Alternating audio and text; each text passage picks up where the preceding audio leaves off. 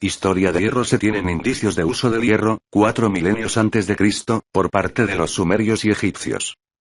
En el segundo y tercer milenio, antes de Cristo, van apareciendo cada vez más objetos de hierro que se distingue del hierro procedente de meteoritos por la ausencia de níquel en Mesopotamia, Anatolia y Egipto. Sin embargo, su uso parece ser ceremonial, siendo un metal muy caro, más que el oro. Algunas fuentes sugieren que tal vez se obtuviera como subproducto de la obtención de cobre. Entre 1600 AC y 1200 AC va aumentando su uso en Oriente Medio, pero no sustituye al predominante uso del bronce. Entre los siglos XII AC y XAC se produce una rápida transición en Oriente Medio desde las armas de bronce a las de hierro. Esta rápida transición tal vez fuera debida a la falta de estaño, antes que a una mejora en la tecnología en el trabajo del hierro. A este período, que se produjo en diferentes fechas según el lugar, se denomina Edad de Hierro, sustituyendo a la Edad de Bronce. En Grecia comenzó a emplearse en torno al año 1000 AC y no llegó a Europa occidental hasta el siglo VII AC. La sustitución del bronce por el hierro fue paulatina, pues era difícil fabricar piezas de hierro, localizar el mineral, luego fundirlo a temperaturas altas para finalmente forjarlo. En Europa Central, surgió en el siglo IX AC la cultura de Allstatt sustituyendo a la cultura de los campos de urnas, que se denomina Primera Edad de Hierro, pues coincide con la introducción de este metal. Hacia el 450 AC se desarrolló la cultura del Atene, también denominada Segunda Edad de Hierro. El hierro se usa en herramientas, armas y joyería, aunque siguen encontrándose objetos de bronce. Junto con esta transición del bronce al hierro se descubrió el proceso de carburización, consistente en añadir carbono al hierro. El hierro se obtenía como una mezcla de hierro y escoria, con algo de carbono o carburos, y era forjado, quitando la escoria y oxidando el carbono, creando así el producto ya con una fibra.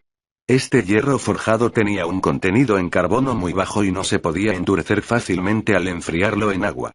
Se observó que se podía obtener un producto mucho más duro calentando la pieza de hierro forjado en un lecho de carbón vegetal, para entonces sumergirlo en agua o aceite. El producto resultante, que tenía una superficie de acero, era más duro y menos frágil que el bronce, al que comenzó a reemplazar. En China el primer hierro que se utilizó también procedía de meteoritos, habiéndose encontrado objetos de hierro forjado en el noroeste, cerca de Xinjiang, del siglo VIII AC. El procedimiento era el mismo que el utilizado en Oriente Medio y Europa. En los últimos años de la dinastía Zhou 550 AC, se consigue obtener hierro colado producto de la fusión de la rabio. El mineral encontrado allí presenta un alto contenido en fósforo, con lo que funde a temperaturas menores que en Europa y otros sitios. Sin embargo, durante bastante tiempo, hasta la dinastía Qin hacia 221 AC, no tuvo una gran repercusión. El hierro colado tardó más en Europa, pues no se conseguía la temperatura suficiente. Algunas de las primeras muestras de hierro colado se han encontrado en Suecia, en Lapitan y Vinaritan, del 1150 a 1350. En la Edad Media, y hasta finales del siglo XIX, muchos países europeos empleaban como método siderúrgico la farga catalana. Se obtenía hierro y acero bajo en carbono empleando carbón vegetal y el mineral de hierro. Este sistema estaba ya implantado en el siglo XV, y se conseguían alcanzar hasta unos 1200 C. Este procedimiento fue sustituido por el empleado en los altos hornos. En un principio se usaba carbón vegetal para la obtención de hierro como fuente de calor y como agente reductor.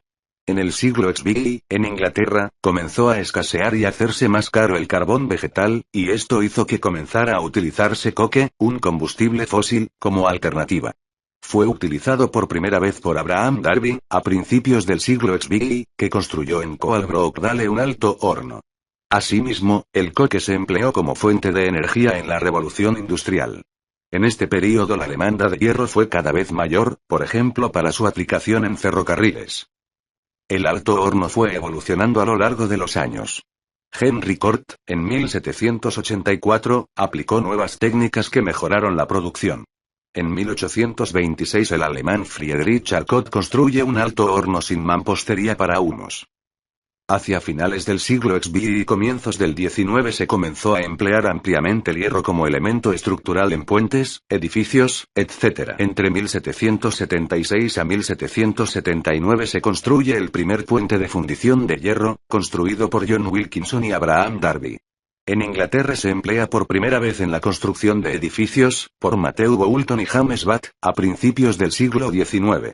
También son conocidas otras obras de ese siglo, por ejemplo el Palacio de Cristal construido para la Exposición Universal de 1851 en Londres, del arquitecto Joseph Paxton, que tiene un armazón de hierro, o la Torre Eiffel, en París, construida en 1889 para la Exposición Universal, en donde se utilizaron miles de toneladas de hierro.